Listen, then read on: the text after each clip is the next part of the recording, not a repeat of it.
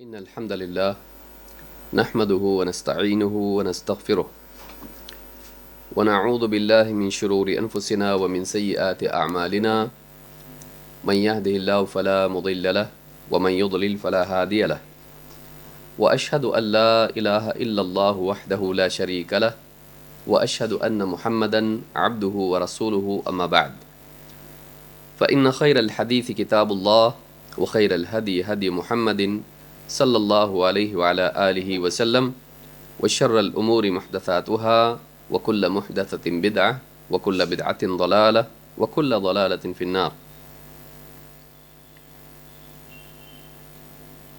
قابل احترام اور بہنوں، حیات طیبہ اس عنوان کے تحت نبی کریم صلی اللہ علیہ وسلم کی احادیث کا مطالعہ ہم کئی ہفتوں سے کر رہے ہیں، اور اس کورس کا مقصد یہ ہے کہ رسول اکرم صلی اللہ علیہ وسلم کی تعلیمات کی روشنی میں اچھی زندگی گزارنے کے کچھ بنیادی اصول ہم معلوم کریں۔ اچھی زندگی کی شروعات دل کی سطح سے ہوتی ہے۔ جب انسان کے دل میں سدھار آتا ہے،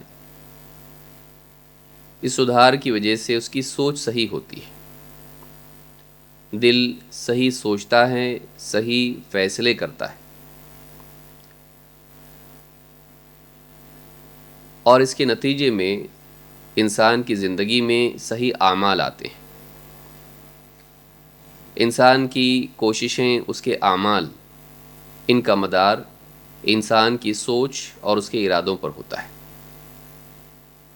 انما الاعمال بالنیات، اعمال کا دار و مدار نیتوں پر ہے، قبولیت اور رد کے اعتبار سے بھی، لیکن اس اعتبار سے بھی کہ اعمال کا رخ، اعمال کی کیفیات، اعمال کا صحیح غلط ہونا انسان کی سوچ پر مبنی ہوتا ہے۔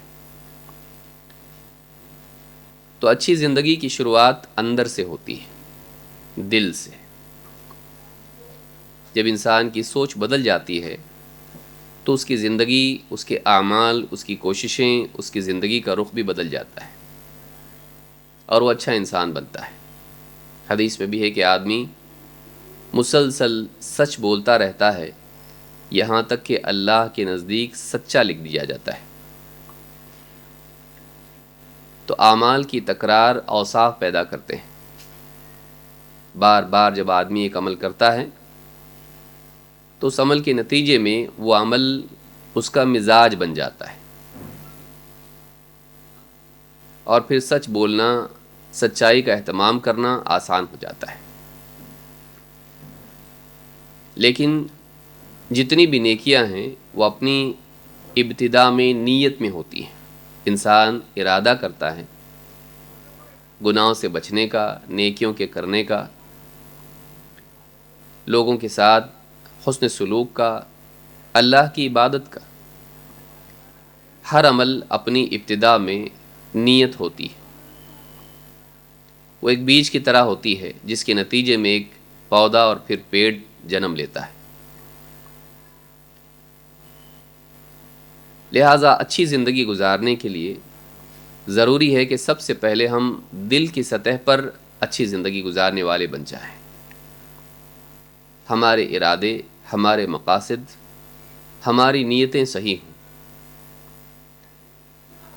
اکثر انسان جانتا ہے کہ اچھا بننا ہے اور ضروری بھی ہے،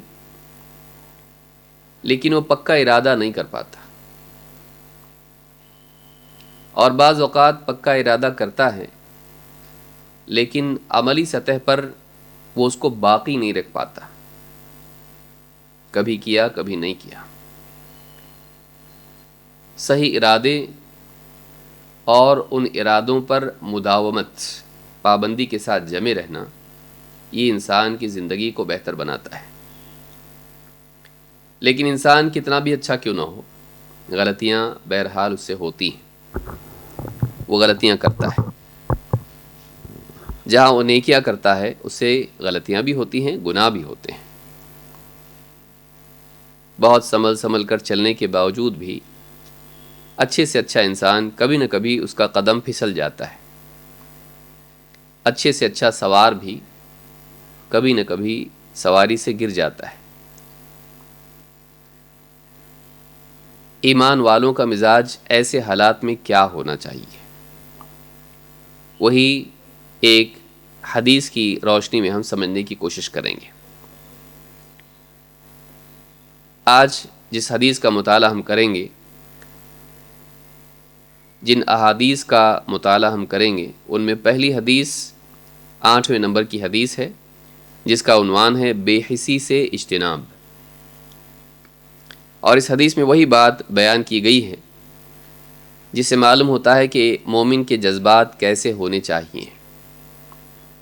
اللہ کے نبی صلی اللہ علیہ وسلم فرماتے ہیں، من سرتہ حسنتہ وساءتہ سیئتہ فہو مؤمن، جسے اس کی نیکی سے خوشی ہو اور اس کی برائی سے تکلیف ہو، برا لگے، فہو مؤمن، تو واقعی وہ مومن ہے۔ اس حدیث کو امام الطبرانی نے المعجم الکبیر میں روایت کیا ہے، صحیح الجامع الصغیر حدیث نمبر 6294، اور یہ حدیث صحیح ہے۔ اس حدیث سے معلوم ہوتا ہے کہ جسے اپنی نیکی سے خوشی ہو اور گناہ سے دکھ ہو، تکلیف ہو، وہ مومن ہے۔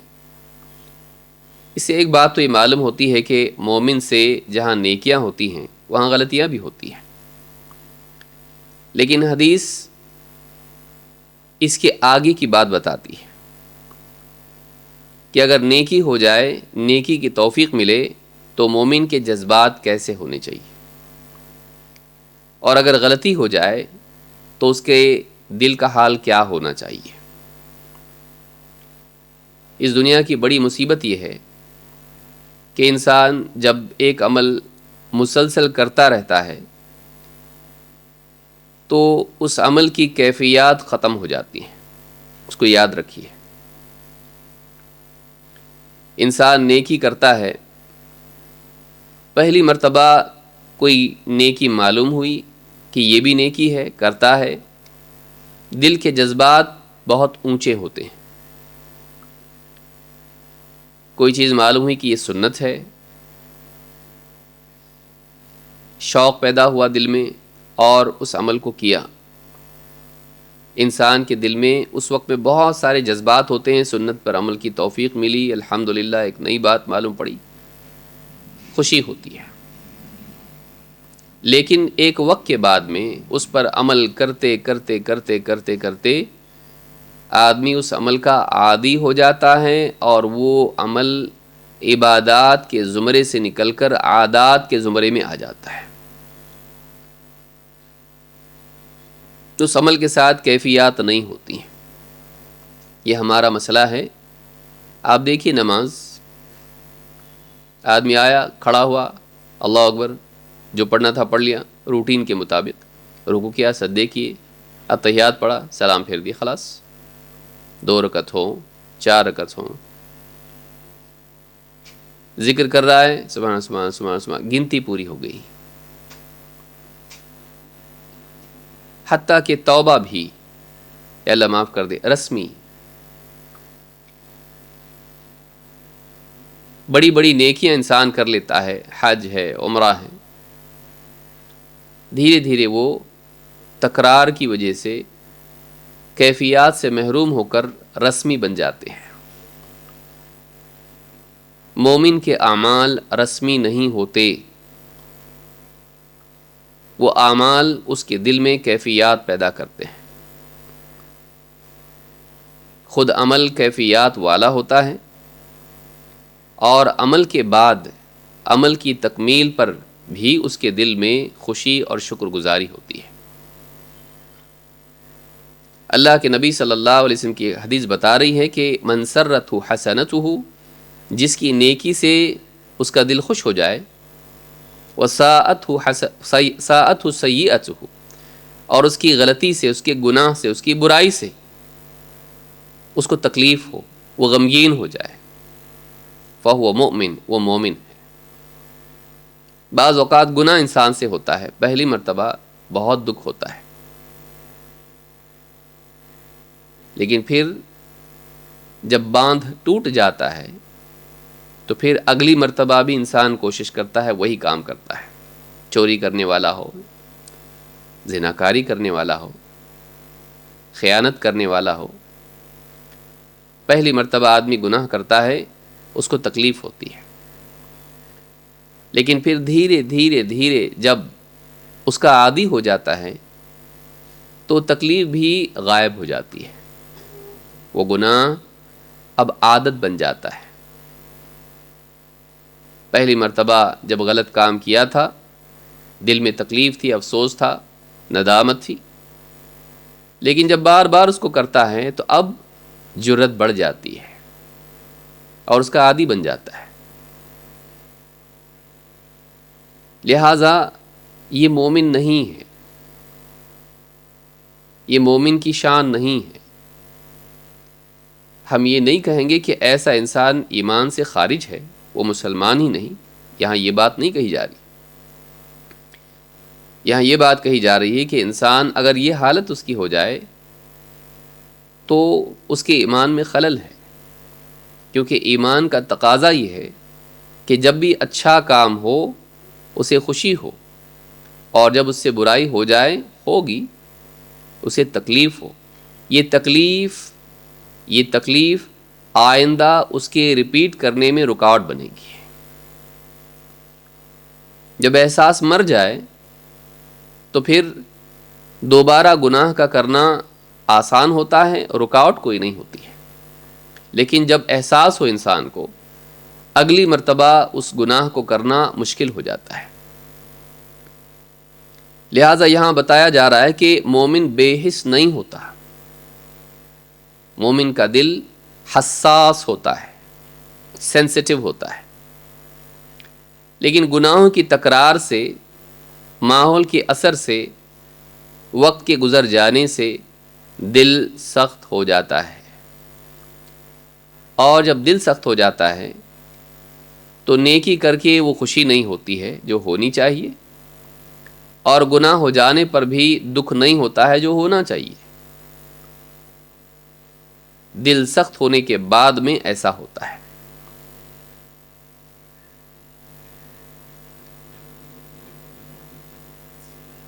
وَلَا يَكُونُوا كَالَّذِينَ أُوتُوا الْكِتَابَ مِنْ قَبْلُ فَطَالَ عَلَيْهِمُ الْأَمَدُ فَقَسَتْ قُلُوبُهُمْ وَكَثِيرٌ مِّنْهُمْ فَاسِقُونَ۔ ایمان والوں کو چاہیے کہ ان لوگوں کی طرح نہ ہو جائیں، كَالَّذِينَ أُوتُوا الْكِتَابَ، جنہیں ان سے پہلے کتاب دی گئی تھی، یہود و نصارہ، خصوصاً یہود۔ فَطَالَ عَلَيْهِمُ الْأَمَدُ، پھر ان پر ایک لمبا زمانہ گزر گیا اس کتاب کو پانے کے بعد، نبیوں کا دور چلا گیا، نبیوں کے ماحول میں وہ رہتے تھے، دل نرم تھے، نیکی پر خوشی ہوتی تھی، گناہوں پر افسوس ہوتا تھا، اور نیکیاں کیفیات سے پر تھیں، نماز میں خشوع، اعمال میں اخلاص، اور اس طرح کی ساری کیفیات، اللہ کی محبت۔ فطال علیہم الامد، نبیوں کا زمانہ چلا گیا اور ایک دور گزر گیا۔ فقست قلوبہم، تو ان کے دل سخت ہو گئے، ماحول سے کٹ گئے، جو نبیوں والا ماحول تھا اس سے کٹ گئے۔ وکثیر منہم فاسقون، اور بہت سے لوگ ان میں فاسق ہیں۔ آپ غور کریں، اللہ تعالیٰ نے فقست قلوبہم وکثیر منہم فاسقون، ان دونوں کی جوڑی آپ دیکھیں، ان کے دل سخت ہو گئے تو ان میں سے بہت سے فاسق ہیں۔ معلوم ہوا کہ دل کی سختی انسان کو فاسق بنا دیتی ہے۔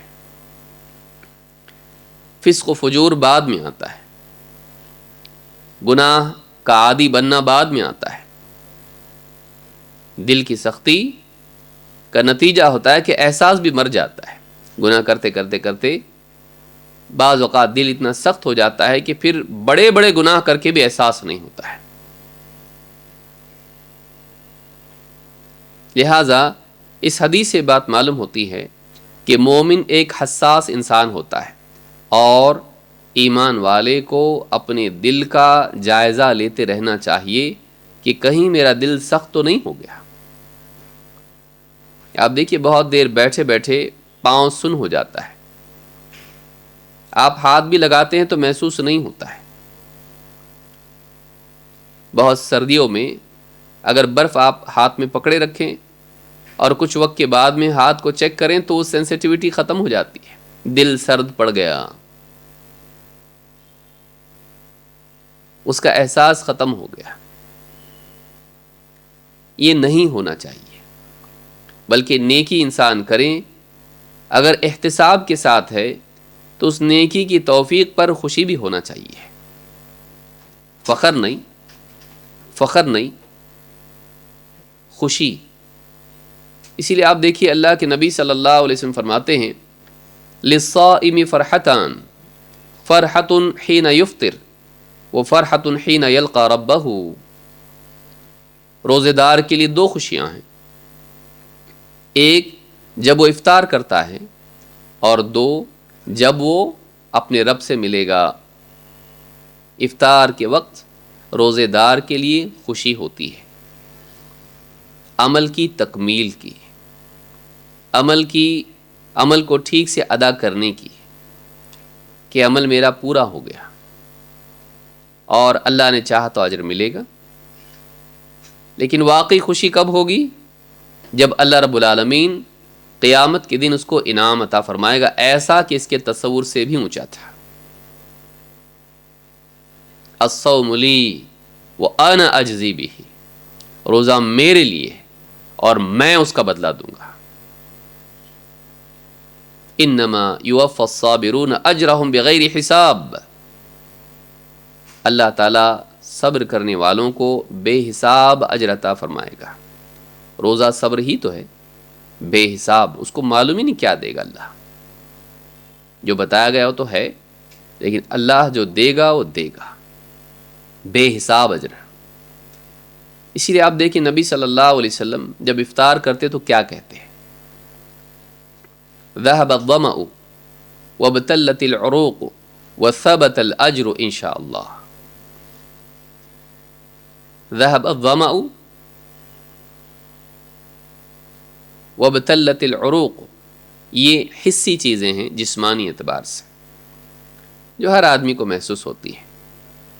بھوک چلی گئی، پیاس چلی گئی، ذهب الظمأ، پیاس چلی گئی، اور وابتلت العروق، اور رگیں تر ہو گئی، حلق سوکھا ہوا تھا اب تھوڑا سا تراوٹ محسوس ہوئی، یہ جسمانی اعتبار سے ہے۔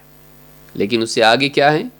وثبت الاجر، کہ عمل کی تکمیل پر اجر کے حصول کا یقین اور خوشی ہے۔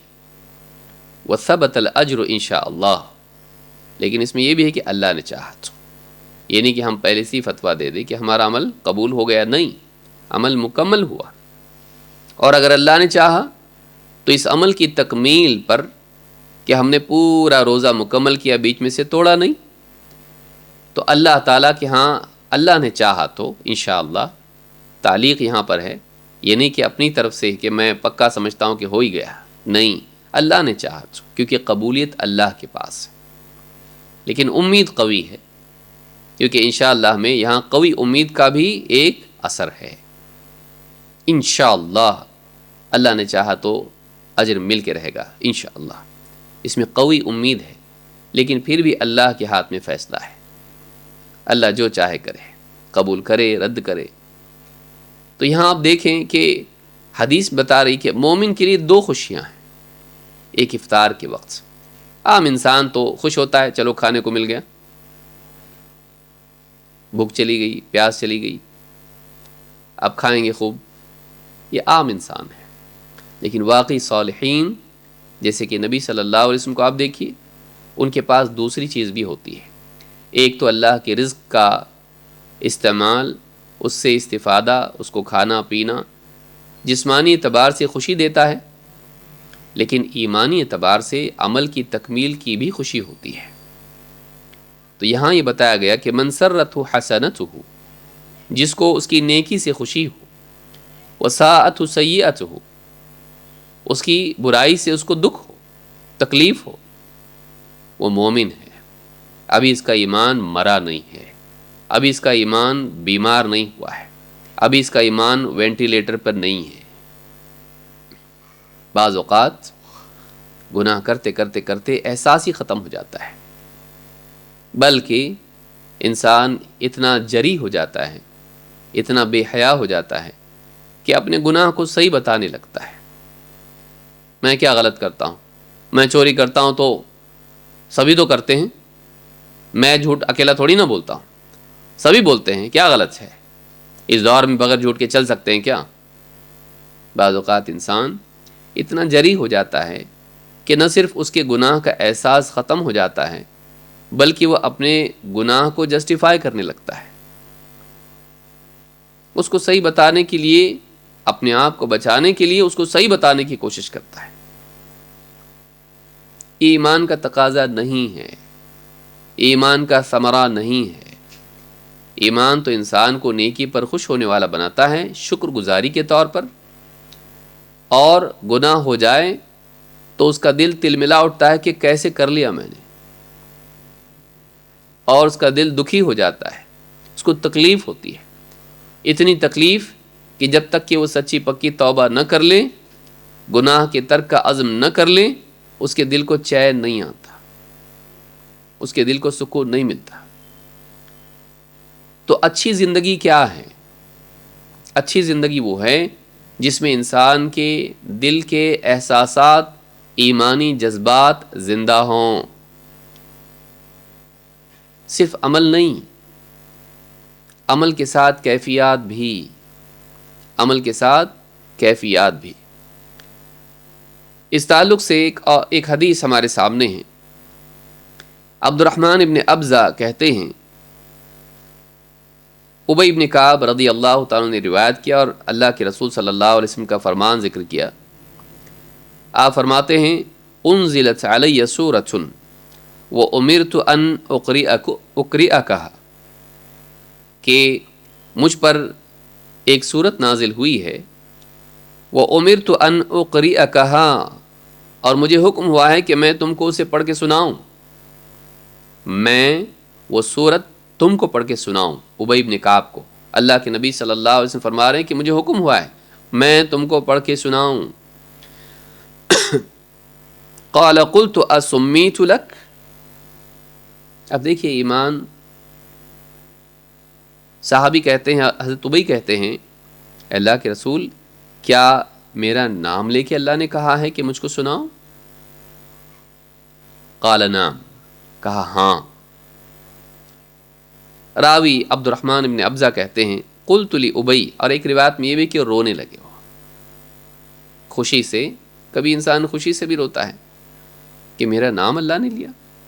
رب العالمین ہے، وہ عرش پر مستوی ہے، ساری کائنات کا مالک ہے، اس کے ہاتھ میں فیصلہ ہے، جنت جہنم کا خالق و مالک ہے، وہ جو چاہے فیصلہ کر دے۔ وہ اللہ اتنا بڑا، بدلے کے دن کا مالک، اس کی طرف سے بات آئی ہے، اللہ نے میرا نام لے کے کہا کہ مجھ کو سناؤ۔ قال نعم، کہا ہاں۔ راوی کہتے ہیں، قلت لابی افرحت بذلک یا ابا المنذر، کہا کہ اے ابو المنذر، کیا یہ سن کے آپ کو خوشی ہوئی؟ کیونکہ ایک روایت میں کہ وہ رو دیے، کہا کہ میں سن کے رو دیا۔ تو پوچھنے والے نے پوچھا، یہ سن کے خوشی ہوئی آپ کو، یہ کیا ہوا کیا؟ افرحت بذلک یا ابا المنذر، اے ابو المنذر، یہ ان کی کنیت ہے، کہا کہ کیا آپ یہ سن کے آپ کو خوشی ہوئی؟ قال وما یمنعنی، کہا کیسے نہیں ہوگی، کیسے نہیں ہوگی۔ واللہ تعالی و تبارک یقول، جبکہ اللہ تبارک و تعالی فرماتا ہے، قل بفضل اللہ وبرحمتہ فبذلک فلیفرحوا، آگے ہیں وخیر مما یجمعون، قل بفضل اللہ وبرحمتہ، اے نبی آپ کہیے کہ یہ اللہ کا فضل ہے، اس کی رحمت ہے۔ ابن عباس کہتے ہیں اللہ کا فضل سے مراد اسلام ہے، اور اس کی رحمت سے مراد قرآن ہے۔ فَبِذَلِكَ فَلْيَفْرَحُوا، تو ایمان والوں کو اس سے خوش ہو جانا چاہیے، اسلام پا کر اور قرآن پا کر۔ اللہ کا فضل اسلام، اللہ کی رحمت قرآن۔ فَبِذَلِكَ فَلْيَفْرَحُوا، تو ایمان والوں کو چاہیے کہ اس کو پا کر خوش ہو جائیں۔ وَخَيْرٌ مِّمَّا يَجْمَعُونَ، یہ ان تمام چیزوں سے بہتر ہے جنہیں جمع کرنے میں لوگ لگے ہوئے ہیں۔ پیسہ، گھر، موٹر گاڑی، لباس، انجوائمنٹ۔ وَخَيْرٌ مِّمَّا يَجْمَعُونَ، اسلام کا پانا، قرآن کا پانا، یہ ان تمام چیزوں سے بہتر ہے جن کو دنیا دار لوگ جمع کرنے میں لگے ہوئے ہیں۔ اس لیے ایک مسلمان اگر اس کے پاس دنیا کی یہ لذتیں، یہ نعمتیں اگر نہ بھی ہوں تو اسے افسوس نہیں کرنا چاہیے۔ افسوس کہ وہ افسوس کرتا ہے، افسوس اس پر ہے کہ وہ افسوس کرتا ہے، کاش میرے پاس یہ ہوتا۔ کیا دیا اللہ نے میرے کو؟ کچھ بھی نہیں میرے پاس، یہ نہیں، یہ نہیں، یہ نہیں۔ لیکن افسوس کی بات یہ کہ جن لوگوں کو دیکھ کے وہ یہ سوچتا ہے کہ یہ میرے پاس نہیں، اللہ نے اس کو دیا ہے۔ اللہ نے اس کو اسلام نہیں دیا، تجھ کو دیا۔ اس سے بڑھ کے اور نعمت کیا ہوگی؟ وَأَتْمَمْتُ عَلَيْكُمْ نِعْمَتِي، میں نے اپنی نعمت تم پر تمام کر دی۔ کامل نعمت اللہ کی، جو کامل نعمتوں کے پانے کا واقعی ذریعہ ہے، واحد ذریعہ ہے۔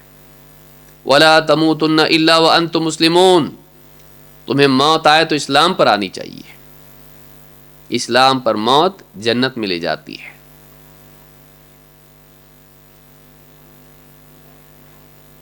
اسلام دیا اللہ نے، قرآن جیسی کتاب دی جس میں بہترین زندگی گزارنے کے اصول ہیں، جس کی حفاظت کا اللہ نے ذمہ لیا ہے۔ اس جیسی کتاب لانے سے انسانیت عاجز ہے، جس کا پڑھنا ہی دل کو سکون دیتا ہے، سننا دل کو سکون دیتا ہے، چاہے نہ سمجھے، سمجھ کے پڑھے تو اور بھی لذت محسوس ہوتی ہے۔ دلوں کی تسکین جس میں ہے، دل کی نورانیت جس سے بڑھتی ہے، جو دلوں کی کیفیات کو اور مزین کرتا ہے، ایسی کتاب اللہ نے دی۔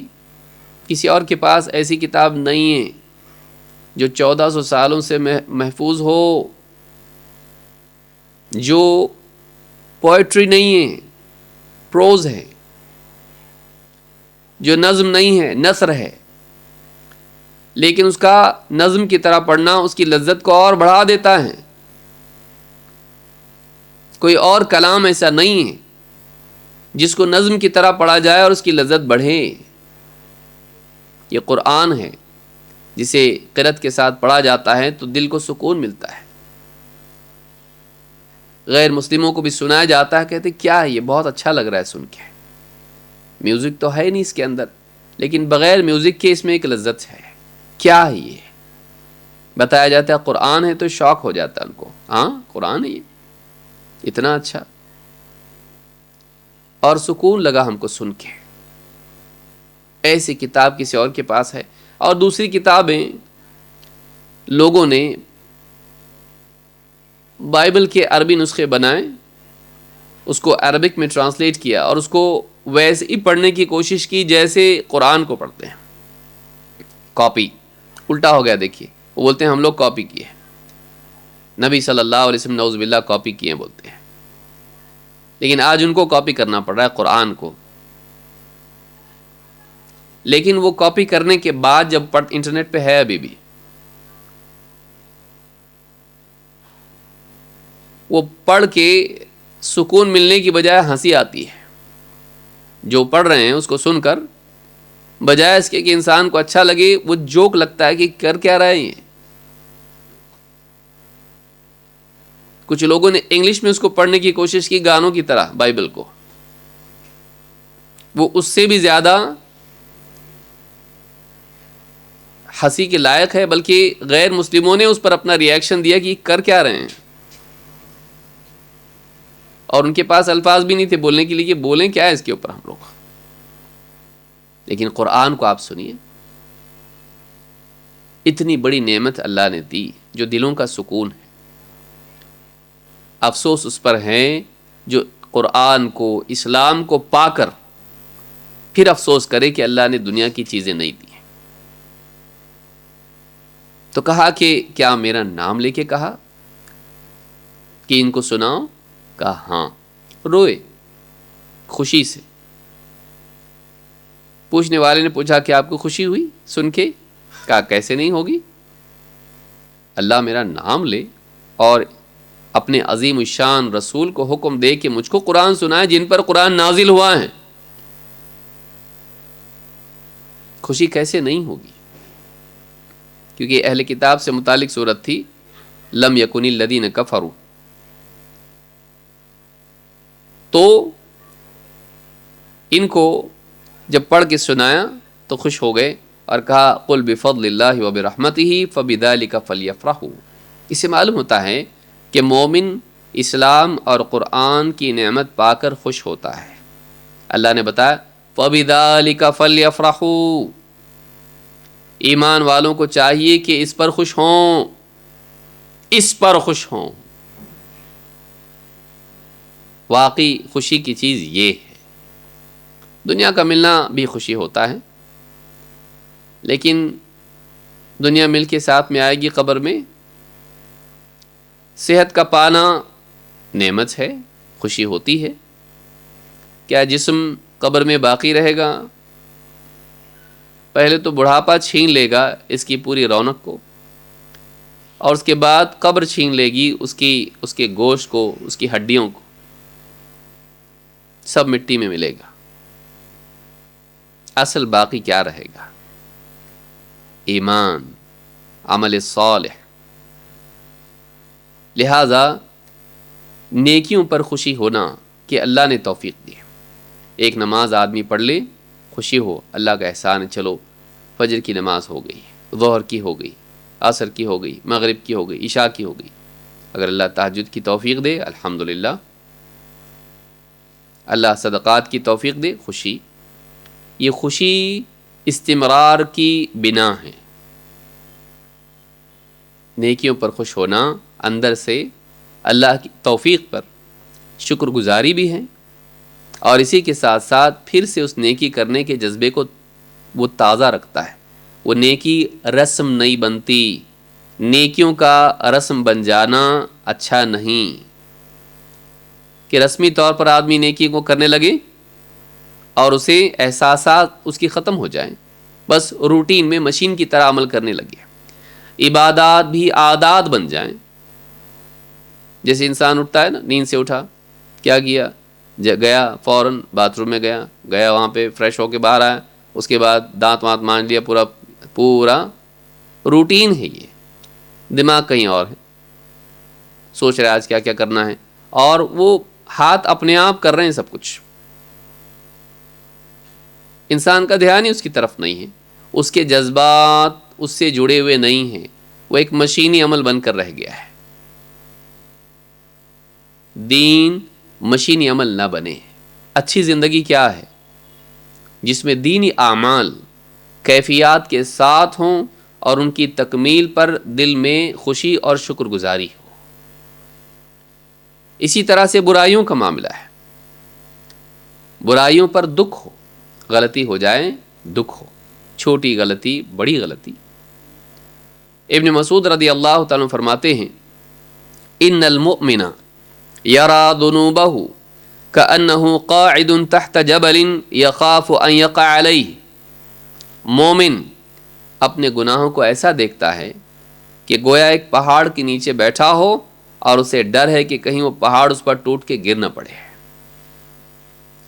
وَإِنَّ الْفَاجِرَ يَرَى ذُنُوبَهُ كَذُبَابٍ مَرَّ عَلَىٰ أَنفِهِ.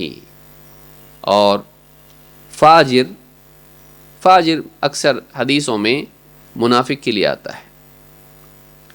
وَإِنَّ الْفَاجِرَ يَرَى ذُنُوبَهُ، وہ اپنے گناہوں کو ایسا دیکھتا ہے، ایک منافق، ایک فاجر،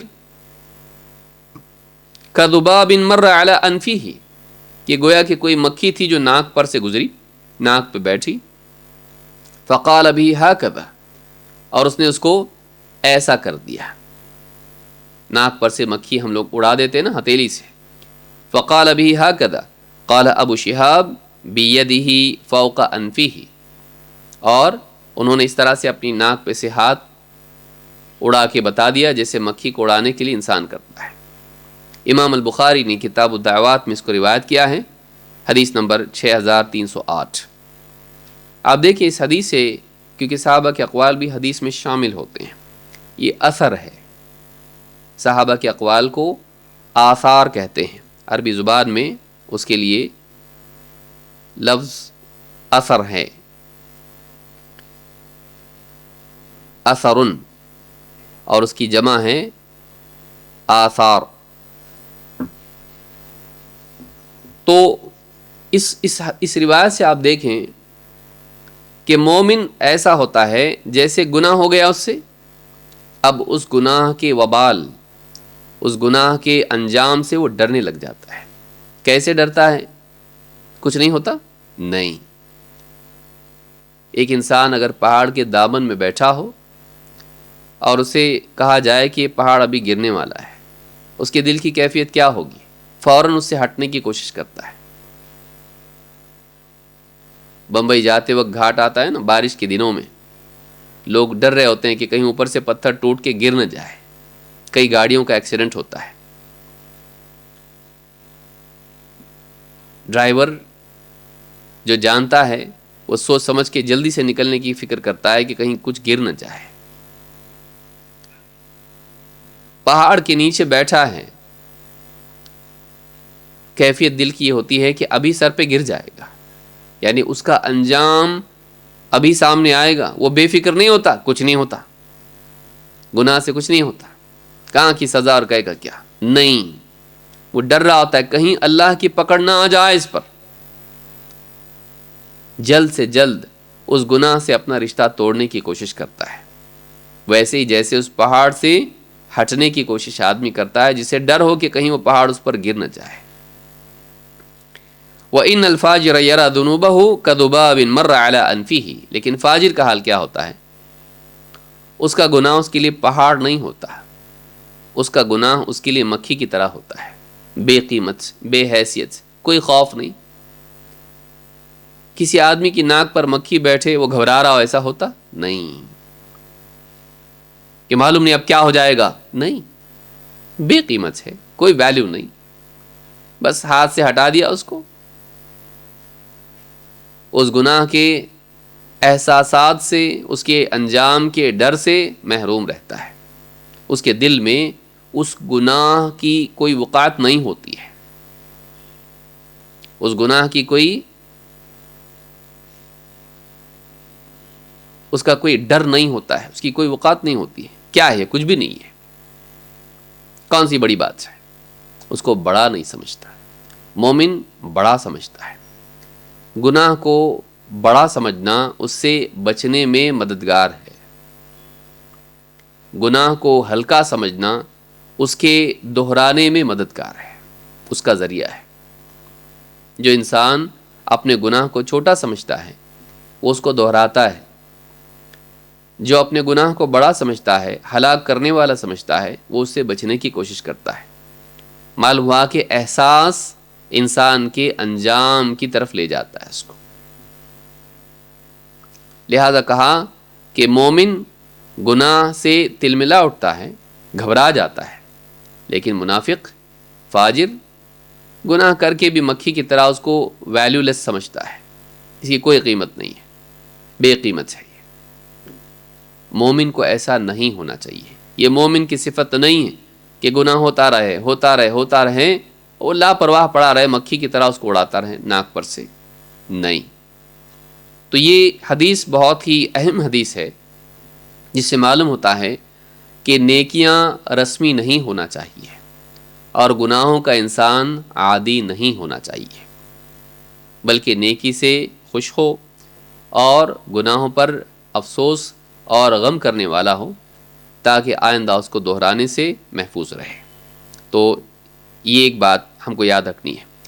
نجم الدین الغزی کہتے ہیں اعلم ان العبد الصالح لیس من شرطہ ان یکون معصوما، اچھی طرح اس بات کو جان لو کہ نیک بندہ وہ نہیں ہے، نیک بندہ ہونے کی شرط یہ نہیں ہے کہ وہ معصوم ہو، اس سے کوئی غلطی نہیں ہوتی، اس سے کوئی گناہ نہیں ہوتا، بل من شرطہ ان یکون کارہا للذنب قبل وقوعہ منہ، بلکہ نیک ہونے کی شرط یہ ہے کہ گناہ ہونے سے پہلے اس کے دل میں اس گناہ کے لیے کراہت ہو، نفرت ہو، وہ پسند نہ کرے گناہ کرنے کو، محزونا منہ بعد وقوعہ، اور گناہ ہو جائے کبھی وہ پسند نہ کرے کہ مجھ سے کوئی گناہ ہو، لیکن ہو جائے اگر غلطی سے تو اس کے بعد وہ غمگین ہو جائے، گناہ کو پسند نہ کریں اور اگر ہو جائے تو غمگین ہو جائے، خائفا من عقوبتہ، اور اس گناہ کی سزا سے ڈرے، واجدا علی نفسہ، اپنے آپ کو ملامت کرے، اپنے آپ کو ملامت کرے، تائبا منہ، اور اس سے توبہ کرے۔ کتنی چیزیں بیان کی۔ نیک ہونے کی شرط کیا ہے؟ نمبر 1 گناہ کو پسند نہ کرے، 2 ہو جائے تو غمگین ہو، 3 اس کے انجام سے ڈریں، مکھی کی طرح اڑائے نہیں ناک پر سے، انجام سے ڈرنے لگ جائیں، اور اپنے آپ کو ملامت کرے، ڈیفینڈ نہ کرے اپنے آپ کو، بلکہ اپنے آپ کو مجرم مانے اس گناہ کا، اللہ کا مجرم مانے، تائبا منہ، اور اس گناہ کو چھوڑے نہ رکھے اس اعتبار سے کہ ہو گیا کوئی بات نہیں، اللہ سے توبہ کرے، اللہ معاف کر دے، آئندہ نہیں کروں گا۔ جب یہ 5 کام انسان کرے گا، ایسا انسان کامیاب ہے، ایسا انسان کامیاب ہے، اور یہ ایمان کا تقاضا ہے، یہ صالحیت ہے، یہ صالحیت ہے۔ آپ اس عورت کے قصے کو آپ دیکھیں جو بارہ ہم سنتے ہیں، کس طرح سے زنا ہونے کے بعد پیارے رسول صلی اللہ علیہ وسلم کی خدمت میں آئی اور بار بار آتی رہی، یہاں تک کہ اس کو سزا اس زنا کی دی گئی۔ تو آپ سوچیں کہ اس عورت کی قلبی کیفیات کیا تھی، بے چین ہو جانا گناہ ہو جانے کے بعد۔ انسان ایمان کا تقاضا ہے، ایمان کا تقاضا ہے۔ آئیے آگے ہم ایک دوسری حدیث دیکھتے ہیں۔ حدیث نمبر 9، گناہوں سے ہجرت۔ جہاں انسان سے غلطیاں اور گناہ ہو جاتے ہیں، اس کا یہ مطلب نہیں کہ انسان اس کو معمول بنائے کہ ہاں مجھ سے گناہ ہوا مجھے افسوس بھی ہوتا ہے، نہیں۔ ایمان والے کو چاہیے کہ وہ گناہوں کا چھوڑنے والا ہو، وہ ان ساری چیزوں کو چھوڑ دے جن کا چھوڑنے کا حکم اللہ نے دیا ہے، جن کے چھوڑنے کا حکم اللہ نے دیا ہے، اور اس کی پسند اللہ کی پسند ہو جائے، یعنی اللہ جو پسند کرتا ہے اسے پسند ہو، اور جو اللہ کو پسند نہیں اس کو بھی پسند نہ ہو، اور وہ اس کو چھوڑنے والا بنے اللہ کی خاطر۔ انسان اپنے لیے جیتا ہے، مجھے یہ پسند نہیں، میں نہیں کھاتی، میں نہیں کھاتا، میں یہ نہیں پہنتا، مجھے یہ نہیں چلتا۔ یہ عام آدمی کا، ہر آدمی کا طریقہ ہے، بلکہ ایک بچہ بھی ایسا کرتا ہے، مجھے یہ پسند نہیں ہے، کھانے گھر میں بنتے ہیں مجھے پسند نہیں ہے، اس کے لیے باہر سے منگا کے دو۔ ہر ایک کو کچھ نہ کچھ پسند ہوتا ہے، کچھ پسند نہیں ہوتا ہے۔ ایمان انسان کی سوچ کو بدل دیتا ہے، اب وہ اپنی پسند ناپسند سے زیادہ اللہ کی پسند ناپسند کو دیکھنا پسند کرتا ہے۔ مجھے سونا پسند ہے، اللہ کو اٹھ کے نماز پڑھنا پسند ہے۔ اللہ کو یہ پسند نہیں کہ بندہ اللہ کی عبادت چھوڑ کے سویا رہے، اب وہ اللہ کی پسند کو لیتا ہے، اپنی پسند کو چھوڑ دیتا ہے۔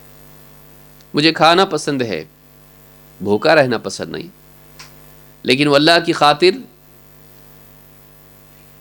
بھوکا رہتا ہے روزے کی حالت میں، میرے اللہ کو یہ پسند ہے۔ زندگی ایسی بن جائے، مومن کا مزاج ایسا ہوتا ہے کہ وہ اللہ کی پسند کو اپنی پسند بناتا ہے، اور جو چیز اللہ کو پسند نہیں اس کو چھوڑنے والا بنتا ہے۔ اسی لیے اللہ کے نبی صلی اللہ علیہ وسلم فرماتے ہیں المہاجر من ہجر ما نہی اللہ عنہ، واقعی مہاجر وہ ہیں جو ان تمام چیزوں کو چھوڑ دیں جن سے اللہ نے منع کیا ہے۔ امام البخاری نے اپنی صحیح میں اس کو روایت کیا ہے، حدیث نمبر 10، اور اسی طرح سے حدیث نمبر 6484۔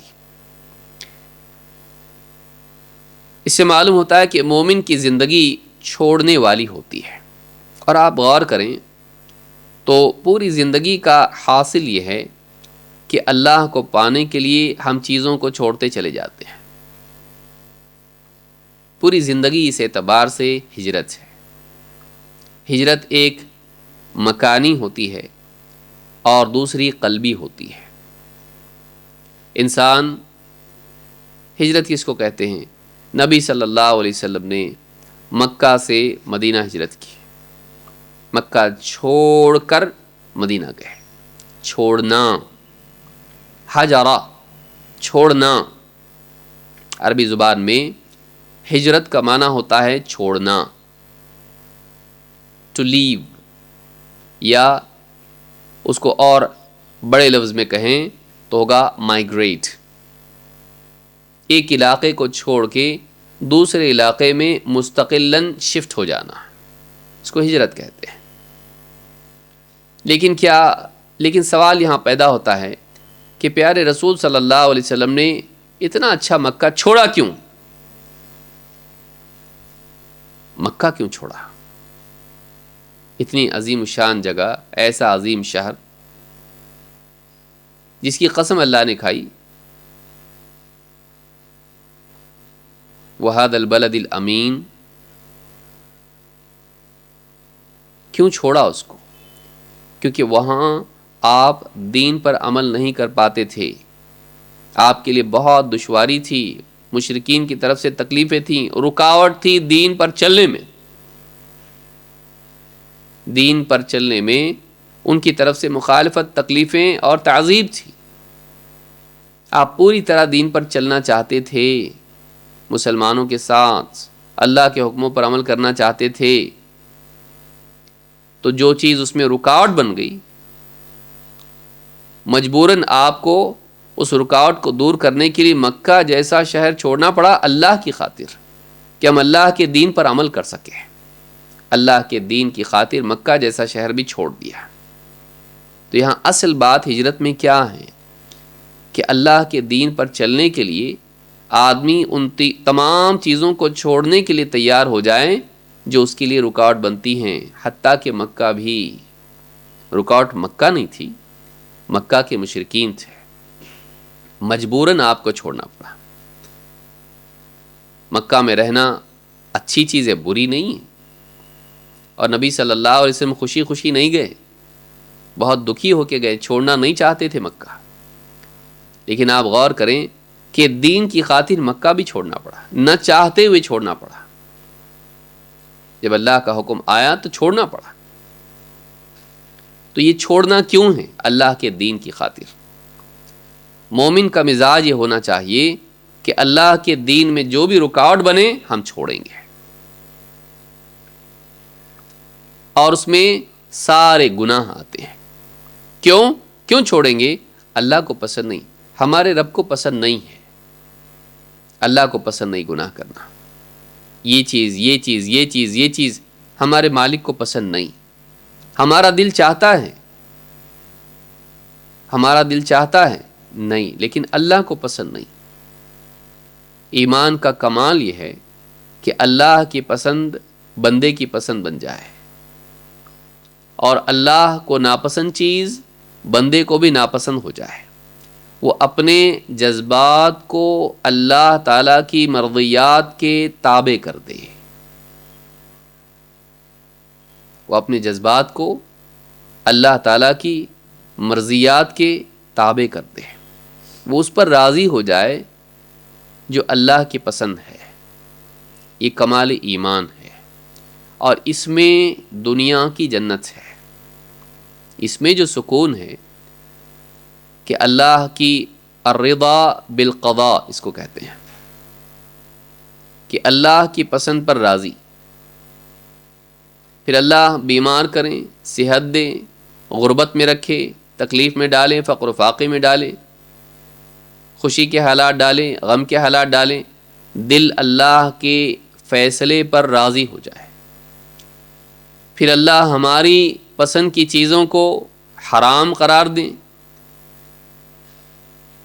ہماری چاہتوں کے خلاف اللہ کی شریعت کا حکم آئے، تب بھی ہم اپنی چاہتوں کو قربان کرنے کے لیے تیار ہوں گے اللہ کی رضا کی خاطر۔ پردہ پنجرہ لگتا ہے، نہیں، میرے رب کو پسند ہے، میرا رب چاہتا ہے کہ میں پردے میں رہوں، فلاں چیز مجھے پسند نہیں، ہاں لیکن اسلام میں ہے، کیا مجبوری ہے، کیا مصیبت ہے، ہم لوگوں کے لیے کتنی قیودات ہیں، ہم یہ نہیں کر سکتے، وہ نہیں کر سکتے، ہاں ہمارے رب نے ہم کو اس کا حکم دیا ہے۔ ایمان کا تقاضا یہ ہے کہ انسان اپنی چاہتوں کو رب العالمین کی پسند کے تابع کر دے اور وہ سب کچھ چھوڑنے کے لیے تیار ہو جو اس کو پسند ہے۔ میوزک بہت اچھی لگتی ہے، ہاں لیکن اسلام میں منع ہے، اپنی پسند کی چیزیں چھوڑ دینا جب وہ معلوم ہو جائے کہ اللہ کو پسند نہیں۔ یہ ہجرت ہے، ہجرت کی اصل اسپرٹ یہ ہے، ہجرت کی اصل روح یہ ہے کہ اللہ کی خاطر چھوڑنا، پھر چاہے کوئی بھی چیز ہو، جو چیز اللہ کو پسند نہیں اور اللہ نے چھوڑنے کے لیے کہا ہے، چھوڑ دینا، چھوڑ دینا، چاہے پھر وہ بتوں کی عبادت ہو، شراب ہو۔ آپ شراب کو دیکھیے، صحابہ شراب کے عادی تھے اور پرانی شرابیں سنبھال کے رکھتے تھے، لیکن جب شراب کی ممانعت کا حکم آیا، فَهَلْ أَنْتُمْ مُنْتَهُونَ، اللہ نے کہا اب چھوڑو گے کہ نہیں، اب رکو گے کہ نہیں شراب سے؟ سارے صحابہ نے شراب چھوڑ دی، شراب چھوڑ دی،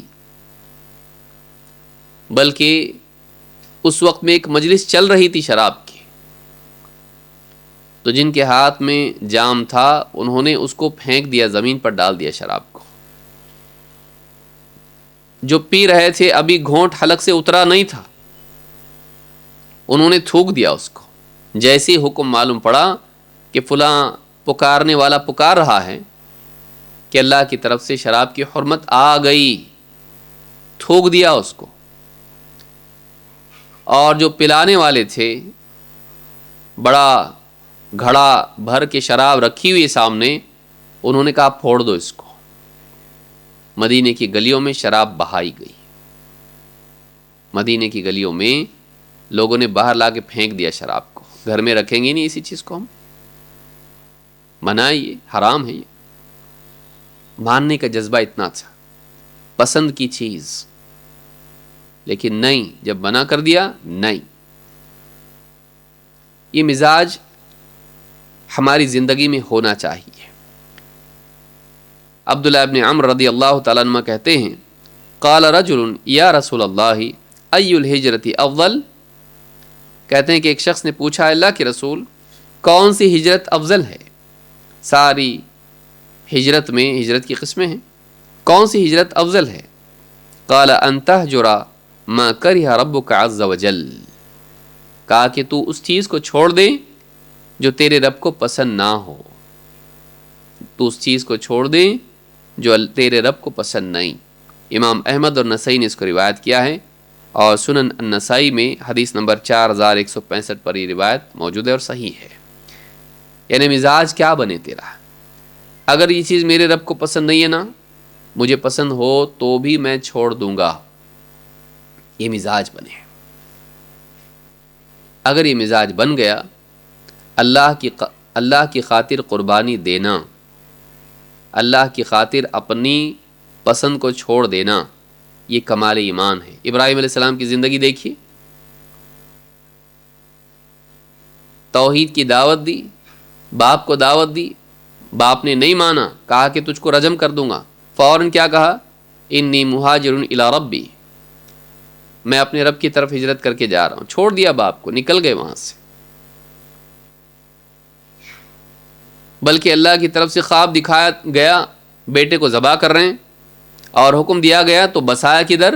مکہ میں لا کے بسایا، جو بڑی چاہتوں کے بعد بچہ پیدا ہوا تھا. بڑھاپے میں دعا مانگ مانگ کے اللہ سے اولاد لی، اسماعیل علیہ السلام، اور پھر کیا کیا؟ ان کو بسا دیا مکہ میں لے جا کے جب اللہ کی طرف سے حکم آیا. خواب دکھایا، ذبح کر رہے ہیں، اس کے لیے بھی تیار ہوئے. میری رب کی طرف سے ہے کہ ذبح کرو تو کروں گا میں. اپنا چہیتا بیٹا، اپنا پیارا نیک بیٹا. لیکن میرا رب اگر یہ چاہتا ہے کہ میں اس کو ذبح کروں، میں ذبح کر دوں گا اس کو. اللہ نے کروایا نہیں، اس کی بجائے ایک دمبا جنت سے دیا گیا. لیکن آپ دیکھیے قلب کی آمادگی. اللہ اگر مجھ سے چاہے یہ چھوڑ دے تو میں چھوڑ دوں گا، اس چیز کو قربان کر دے تو میں قربان کر دوں گا. اصل مزاج یہ ہے، ایمان کا مزاج یہ ہے، تابع داری، اللہ کے حکم کی تابع داری. اسی لیے ابن قیم رحمۃ اللہ علیہ فرماتے ہیں الہجرۃ ہجرتان، ہجرت دو قسم کی ہوتی ہے. الہجرۃ الاولی ہجرت بالجسم من بلد الی بلد. ایک ہجرت، پہلی ہجرت تو یہ ہے کہ آدمی اپنے جسم کے ذریعے سے ایک علاقے سے دوسرے علاقے میں چلا جائے، سفر کر کے، چھوڑ کے. والہجرۃ الثانیہ الہجرۃ بالقلب الی اللہ ورسولہ. اور دل، دوسری ہجرت کیا ہے؟ انسان اپنے دل سے اللہ اور اس کے رسول کی طرف ہجرت کرے، اللہ کی عبادت کے لیے، رسول کے طریقے کی طرف. وَهَذِهِ الْهِجْرَةُ هِيَ الْهِجْرَةُ الْحَقِيقِيَّةُ وَهِيَ الْأَصْلُ وَهِجْرَةُ الْجَسَدِ تَابِعَةٌ لَهَا. کہتے یہ جو دل والی ہجرت ہے کہ انسان کا اپنے قلب سے اللہ اور اس کے رسول کی طرف لپکنا، اللہ کے حکم کو پورا کرنے کے لیے، رسول کے طریقے کو جاننے اور اس کی اتباع کے لیے. کہتے ہیں یہی ہجرت حقیقی ہجرت ہے اور یہی اصل ہجرت ہے. اور جسم والی ہجرت اس کے تابع ہے. کیوں گئے مکہ سے مدینہ صحابہ؟ اس لیے گئے تاکہ وہاں جا کر اللہ کی عبادت کریں، رسول صلی اللہ علیہ وسلم کا ساتھ دیں اور آپ کے ساتھ رہ کر دین سیکھیں، دین پر عمل کریں، سنت جانیں، توحید کا اہتمام کریں اور سنت کے مطابق عمل کریں. اصل تو وہی مقصد تھا ہجرت کا، وہ اصل ہجرت ہے. کہتے ہیں وہی ہجرت تتضمن من و الی. اور کہتے ہیں اس ہجرت میں دو چیزیں ہیں، دو چیزیں آتی ہیں. ایک کہاں سے ہجرت، دوسرے کہاں ہجرت. کہاں سے کہاں جانا ہے، کیا چھوڑ کر کہاں پہنچنا ہے، کیا کھو کر کیا پانا ہے. فَيُهَاجِرُ بِقَلْبِهِ مِن مَحَبَّةِ غَيْرِ اللَّهِ إِلَى مَحَبَّتِهِ. تو آدمی اپنے دل سے ہجرت کرتا ہے غیر اللہ کی محبت سے اللہ کی محبت کی طرف. اپنے دل سے غیر اللہ کی محبت کو نکال کے اللہ کی محبت اس میں لاتا ہے. وَمِنْ عُبُودِيَّةِ غَيْرِهِ إِلَى عُبُودِيَّتِهِ.